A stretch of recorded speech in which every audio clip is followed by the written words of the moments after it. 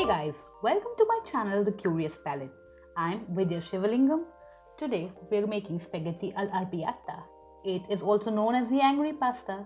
This is one of my hate turned love story, guys. Trust me on this, if you're someone who hates tomatoes just like me, then this recipe is a must try.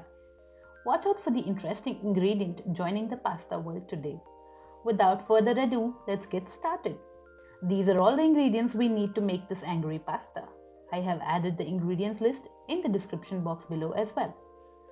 We would need one large onion, or go for two if they're smaller, and finely chop them.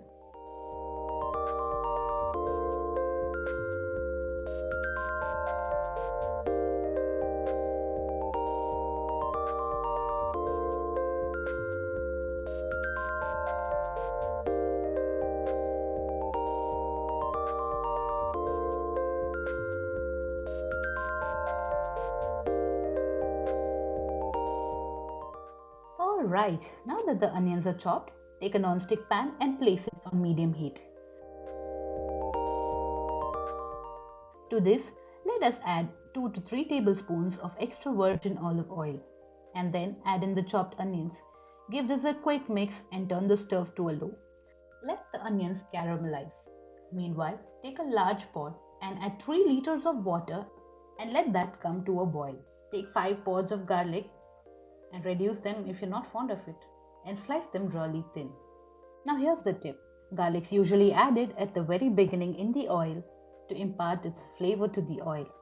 But since our onions take longer to cook, we'll add these later. Next, we take some basil leaves and finely chop them.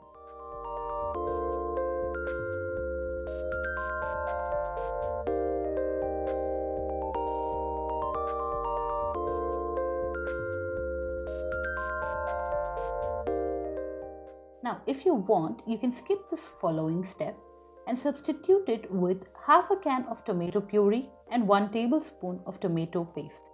But then, if you have tomatoes at home, this is a fairly simple step. Pick 7 to 8 medium-sized tomatoes which are nice and ripe. Roughly chop these tomatoes and add them to a mixer. And give it a quick pulse and our tomato puree is ready. Let's check on our onions. I'm sure they must be caramelized by now. So let's add in our garlic and basil and give it a quick stir. Just give it a minute for the garlic and basil to impart its lovely flavor.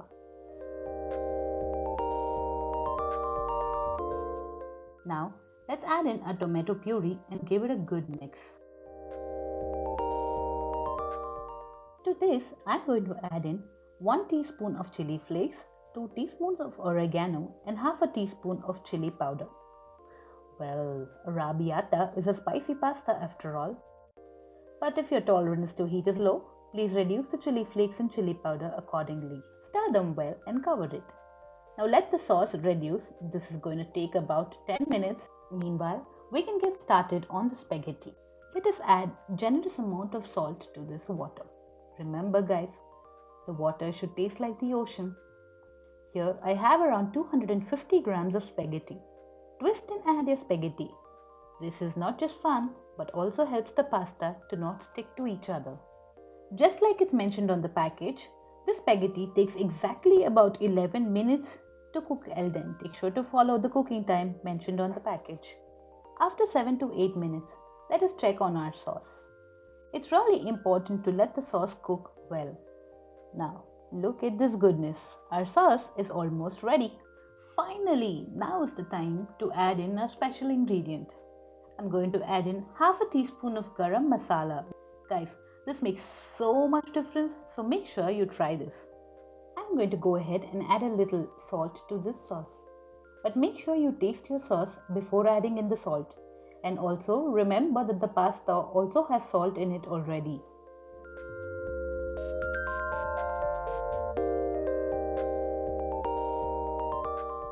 The pasta must be done cooking. Give it a bite and check for al dente. I'm going to add in the pasta directly from the pot. Along with it comes some starchy pasta water. Let's add some more pasta water. Give it a good mix. Let the sauce coat spaghetti well. Just another minute, let it simmer.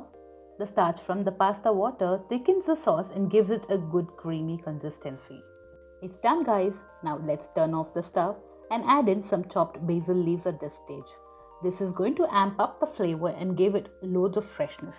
I'm going to add in around 50 grams of grated Parmesan cheese.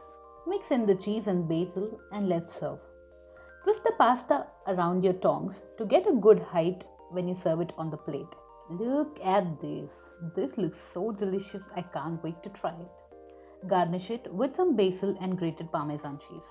A few drops of extra virgin olive oil. And here you go. The angry pasta with a twist is ready. I hope you guys give this a try and let me know how it turns out in the comment section. If you like this recipe, please give it a thumbs up. Also, please do share and subscribe so you don't miss another update. Bye bye. See you next time with yet another interesting recipe.